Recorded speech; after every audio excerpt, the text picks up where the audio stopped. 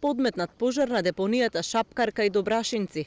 Од Струмичкото комунално предпријатие кое што управува со неа велат дека се натерени гасат со возила на противпожарната служба, но и механизацијата на комуналеци и локални градежни фирми. Сепак, силниот ветер го отежнува гасењето. Белиот чад што се крева позади мене доаѓа од регионалната депонија Шапкарка и Добрашинци. Овде гори веќе трет ден и зафатена е поголема површина со ѓубре.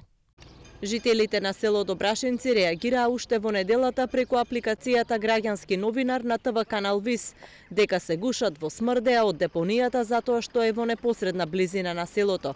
Ѓубрето често се пали, па ова населено место нема мир од чадот и лошата миризба. Прече, ние па доле живееме поблиско таму. Прече, да некој пат па не можеш да излеваш вечерта, дојдели, да имеш уиде у селото, цело го загрозува. Ни пречи, да, тачно е.